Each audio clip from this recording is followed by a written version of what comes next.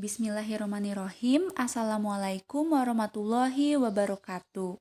Selamat pagi. Pertama-tama, Ibu ucapkan selamat datang di mata pelajaran sosiologi tahun ajaran baru 2021-2022. Pada pertemuan pertama hari ini, Ibu akan membahas mengenai kontrak belajar sosiologi dengan Ibu. Pertama-tama, izinkan terlebih dahulu Ibu untuk memperkenalkan diri. Nama Ibu Hana Fadilah, kalian bisa panggil Ibu Hana. Ibu lahir di Bandung tanggal 7 April 1997 dan juga sekarang rumahnya beralamat di Kota Bandung juga. Status Ibu alhamdulillah sudah menikah. Kemudian ada riwayat pendidikan Ibu, itu dari SD sampai kuliah itu di Bandung juga. Ibu SMA-nya di SMA Negeri 24 Bandung di Ujung Berung, kemudian melanjutkan S1 di UPI jurusan Pendidikan Sosiologi. Alhamdulillah Ibu wisuda tahun 2019. Nah, sebelum wisuda Ibu mendapatkan pengalaman mengajar PPL di SMA Negeri 14 Bandung. Kemudian setelah lulus, Ibu mendapatkan kesempatan untuk invaler mengajar mata pelajaran sosiologi waktu itu di SMA Negeri 20 Bandung. Nah, karena nggak lama, akhirnya Ibu melamar kembali dan Ibu berkesempatan untuk menjadi guru honorer di SMA Negeri 15 Bandung. Nah, alhamdulillah tahun kemarin, tepatnya bulan November 2020, Ibu dinyatakan lolos CPNS dan Ibu ditempatkan di SMA Negeri Jatinangor. Jadi lumayan ya dari kota Bandung ke Jatinangor. Kemudian di sini ada kontak person Ibu dari nomor HP atau WA, itu kan pasti ada di grup ya. Kalian bisa langsung kontakkan dengan Ibu jika kalian butuh gitu ya. Kemudian ada Instagram dan juga ada email. Selanjutnya, Ibu akan menjelaskan mengenai kompetensi dasar di mata pelajaran sosiologi kelas 10. Kompetensi dasar itu maksudnya apa yang harus kalian capai dari pembelajaran sosiologi itu sendiri. Nah, di mata pelajaran sosiologi kelas 10 itu ada 4 KD. Insya Allah rencananya 2 KD pertama akan dibahas di semester 1, sedangkan 2 KD selanjutnya akan dibahas di semester 2 nanti. Nah, untuk KD yang pertama 3.1 dan 4.1 itu materinya mengenai fungsi sosiologi dan gejala sosial. Jadi kita akan mempelajari nanti mengenai hakikat manusia sebagai makhluk sosial, kemudian ada ciri, fungsi, dan peran dari mata pelajaran sosiologi, kemudian mengenai gejala sosial. Nah, selanjutnya untuk KD 3.2 dan 4.2 kita akan mempelajari mengenai materi individu, kelompok, dan hubungan sosial. Nanti diantaranya yang dibahas yaitu mengenai interaksi sosial, status dan peran, juga mengenai lembaga sosial. Sedangkan untuk semester 2 nanti, kita akan membahas mengenai KD 3.3 dan 4.3. Itu materinya mengenai ragam gejala sosial. Jadi kita akan mempelajari mengenai nilai dan norma, kemudian sosialisasi, penyimpangan sosial, dan juga pengendalian sosial. Nah, sedangkan untuk KD yang terakhir, 3.4 dan 4.4, itu mengenai penelitian sosial. Jadi kita akan mempelajari mengenai rancangan penelitian, prosedur penelitian, metode penelitian, subjek, dan juga data penelitian. Sekarang Ibu akan menjelaskan mengenai kontrak belajar sosiologi dengan Ibu. Walaupun saat ini pembelajarannya masih secara daring, tetapi Ibu harap kalian tetap memperhatikan juga mempraktekkan kontrak belajar ini ya. Yang pertama, hadir tepat waktu dan mengisi absensi sesuai dengan instruksi. Diusahakan mengisi absen di jam pelajaran. Jadi kan sudah ada jadwalnya ya dari sekolah mata pelajaran sosiologi ini di kelas jam berapa. Biasanya kan kalau PJJ maksimal jam 12 ya selesainya. Nah, Ibu harap kalian tidak terlalu siang untuk mengisi absennya. Jadi kalian tepat waktu karena supaya lebih mudah untuk Ibu menginputkan absensi kalian. Yang kedua, kompensasi ketidakhadiran maksimal 2 kali tanpa keterangan, termasuk apabila tidak absen tepat waktu sesuai yang disebutkan. Jadi kalau kalian absen yang nggak tepat waktu, nanti bisa-bisa oleh ibu diberi keterangan tidak hadir. Nah, untuk satu semester ini ibu lihat di kalender akademik kurang lebih ada 15 pertemuan. Kita ambil efektifnya hanya 13 pertemuan karena kan sisa pertemuannya itu bisa jadi dipakai ulangan harian, bisa jadi dipakai dengan kegiatan sekolah. Jadi kita hitung 13 pertemuan efektif. Nah, dari 13 pertemuan itu kalian hanya boleh tidak hadir 2 kali. Jadi yang lainnya kalian sisa dari 13 pertemuan itu berarti 11 pertemuannya kalian wajib hadir. Yang ketiga, kerjakan dan kumpulkan tugas sesuai dengan waktu yang telah ditentukan. Tidak ada toleransi apabila belum mengerjakan di luar jam tersebut. Jadi, kalau misalkan nanti ada tugas, itu kalian jangan ditunda, langsung dikerjakan. Karena biasanya dengan ibu, ketika satu KD selesai dibahas, itu berarti tugas dan ulangan hariannya juga sudah harus beres, sudah harus kalian kumpulkan ke ibu. Jadi jangan ditunda. Misalkan KD 3.1 ibu sudah beres tapi kalian belum tuntas nih. Dan kemudian nanti kita membahas KD 3.2 tapi kalian 3.1-nya belum tuntas. Nah, itu tidak boleh. Jadi kalian harus tepat waktu supaya yang ibu takutkan nanti di akhir semester ketika akan pembagian rapot itu kalian keteteran, nanti banyak yang ketinggalan tugasnya. Nah, jadi diusahakan ketika satu KD akan beres, dibahas dengan selesai, kalian selesai juga tugas dan ulangan hariannya, seperti itu. Yang keempat, tanya jawab dilakukan pada jam pelajaran dan dilakukan dalam grup PJJ Sosiologi agar mempermudah dalam proses penilaian. Nanti ketika ibu beri instruksi kalian untuk belajar, kemudian kalian sudah belajar, dan jika ada yang ingin ditanyakan, tolong ajukan pertanyaannya di grup PJJ Sosiologi. Kenapa? Mungkin saja ada teman kalian yang ingin bertanya dengan pertanyaan yang sama. Jadi ketika ibu menjawab, itu sudah terjawab sekalian, kayak gitu. Ibu harap tolong juga kalian usahakan tidak personal chat ke ibu ya. Kenapa?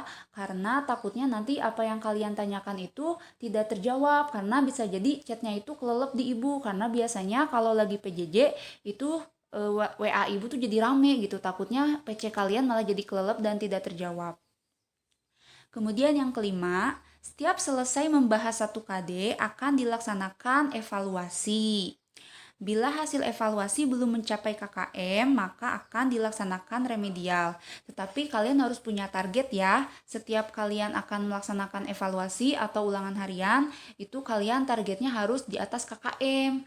Nah, tapi kalaupun buruknya nanti nilai kalian ada yang di bawah KKM, nah itu nanti kalian akan melaksanakan remedial. Kemudian yang keenam, remedial dilaksanakan sesuai dengan waktu yang sudah ditentukan. Remedial adalah waktu terakhir untuk memperbaiki nilai. Nah, biasanya kalau ibu memberikan waktu remedial itu lumayan panjang. Misalnya ibu beri waktu kalian 3 hari untuk remedial. Nah, waktu yang ibu berikan itu tolong kalian jangan sia-siakan. Kalian harus berusaha semaksimal mungkin supaya nanti hasil remedialnya itu bisa di atas KKM. Jadi nilai kalian cepat tuntas seperti itu ya. Kemudian yang ketujuh, ketika akan berkomunikasi sebutkan nama lengkap sesuai dengan absensi dan kelas. Nah, jadi yang ibu sediakan itu kan grupnya menyatu ya dengan kelas-kelas yang lain dari mulai kelas IPS 1 dengan IPS 5 atau dari IPS 2 dengan 5 itu kan ada di situ semua. Nah, usahakan ketika kalian akan bertanya, itu sebutkan nama lengkap, nama yang sesuai dengan absen, terus kalian sebutkan juga kelasnya. Mengapa? Supaya nanti ibu lebih mudah untuk menginputkan nilainya. Jadi ibu bisa melihat, oh si A itu aktif bertanya, nanti ibu berikan poin, seperti itu. Selanjutnya yang ke-8, sediakan kuota sehingga tidak ada alasan untuk tidak mengikuti BDR. Ya, ibu juga maklum ya, mungkin kemampuan kalian kan beda-beda gitu ya, tapi Kalau untuk belajar, kalian itu harus semangat, harus maksimalkan apa yang kalian punya. Misalkan ketika kalian diberi bekal oleh orang tua gitu ya untuk mengikuti PJJ, tolong maksimalkan dengan kalian beli kuota supaya kalian bisa berjalan dengan lancar proses belajarnya seperti itu. Nah, karena ibu biasanya seperti ini cara menyampaikannya dengan video. Nah, kalian ibu ibu harapkan ya kalian bisa membeli kuota yang bisa mengakses YouTube kayak gitu. Selanjutnya yang kesembilan, sediakan aplikasi atau situs seperti Google Classroom, Google Meeting atau Zoom dan juga YouTube. Dan aplikasi lainnya yang menunjang PJJ karena biasanya ibu juga mix. Kalau untuk mengumpulkan tugas itu biasanya ibu di Google Classroom, tetapi untuk penyampaian materi biasanya sih ibu dengan video YouTube atau nanti ibu akan berikan modul. Jadi kalian pokoknya karena untuk PJJ gitu ya kalian usahakan ada kuota ya. Nah, untuk kegiatan PJJ Sosiologi, Ibu biasanya menggunakan bahan materinya dari buku, internet, juga dari modul. Nah, untuk buku ini sendiri, Ibu pakai buku paket dari ESIS. Untuk kalian belajar, Ibu tidak menganjurkan kalian untuk membeli. Kenapa? Karena kalian bisa pinjem buku paketnya di perpustakaan. Biasanya di sekolah itu ada buku paket sosiologi yang ESIS. Nah, Ibu pakai itu. Jadi kalian gak usah beli ya, pinjem aja di perpus. Terus ibu biasanya juga cari bahannya dari internet. Kalian juga mudah ya untuk cari bahan di internet, bisa cari sendiri. Kemudian untuk metode, nah biasanya ibu lebih sering sih pakai video. Nanti videonya ibu share di YouTube. Jadi kalian nanti tinggal nonton aja materinya yang ibu jelaskan di YouTube. Tapi kadang ibu juga mix gitu ya. Nanti kadang ibu berikan gambar, peta konsep, PowerPoint, Google Classroom, Zoom atau Google Meet. Jadi nanti biasanya ibu mix sih, cuman lebih seringnya pakai video. Tapi nanti ibu mix tergantung kesesuaian materinya. Kemudian untuk penugasan di mata pelajaran sosiologi, ibu juga nggak terlalu sering.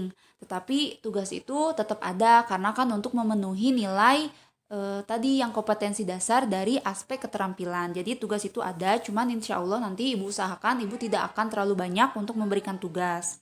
Nah biasanya tugas yang ibu berikan itu catatan, bisa juga poster, TTS, mind map, dan sebagainya. Nah kalau untuk catatan itu sendiri, eh, jadi ibu hanya menganjurkan setiap apa yang kita pelajari kalian untuk mencatat, tetapi itu tidak diwajibkan. Jadi ibu tidak akan menagih catatan kalian, itu tidak akan. Jadi itu tergantung kebutuhan kalian masing-masing aja, apakah kalian ingin mencatat atau tidak. Tetapi tetap ibu anjurkan kalian untuk mencatat. Kenapa? Supaya kalau nanti kita akan evaluasi, misalkan nanti mau ulangan harian atau mau ada PTS, ada PAT, kalian itu lebih mudah untuk mengulas materi karena kalian mencatat selama belajar seperti itu. Selanjutnya, Ibu akan menjelaskan mengenai penilaian di mata pelajaran sosiologi. Jadi, sesuai dengan pusat, sesuai dengan dinas, sekolah, itu ada 3 aspek yang harus dinilai. Yang pertama adalah sikap. Sikap itu mencakup seperti kesopanan, santun, hormat. Jadi walaupun sekarang pembelajarannya masih daring, tapi kan ibu bisa menilai gitu ya bagaimana sikap kalian misalnya dengan tata bahasa kalian ketika berkomunikasi di grup WA, misalnya seperti itu. Kalau dengan ibu belajarnya kita santai aja ya, tapi kalian tetap sopan karena kan tujuan utama belajar itu tidak hanya dari tidak tahu menjadi tahu, tetapi yang lebih ditekankan adalah ada perubahan sikap gitu ya. Jadi ketika belajar yang ibu harapkan sikap kalian malah berubah menjadi lebih baik. Nah itu. Yang kedua adalah aspek keterampilan. Itu mencakup dari tugas dan juga dari keaktifan kalian selama mengikuti pembelajaran sosiologi secara daring. Dan yang ketiga adalah pengetahuan. Nah, untuk aspek pengetahuan itu yang dinilainya itu dari hasil evaluasi, baik itu ulangan harian, PTS atau pekan tengah semester, juga PAT atau pekan akhir tahun. Nah, sekian dari Ibu. Kita sudah membahas mengenai kontrak belajar sosiologi selama 1 tahun ke depan. Mudah-mudahan kalian bisa paham ya. Tetapi jika ada yang belum dipahami dan kalian ingin bertanya, boleh banget ajukan pertanyaannya di grup WA ya. Sebutkan nama dan kelasnya terlebih dahulu. Kalian persiapkan mentalnya, fisiknya juga, karena kalian harus tetap jaga kesehatan ya, apalagi di tengah pandemi COVID sekarang ini. Juga kalian kencengin lagi ibadahnya, berdoanya sama Allah. Juga kalian jangan lupa minta doa sama orang tua, supaya kalian mendapat berkah, ridho, dipermudah, dan dilancarkan terus proses pembelajaran sosiologi secara daringnya. Sampai jumpa minggu depan. Assalamualaikum warahmatullahi wabarakatuh.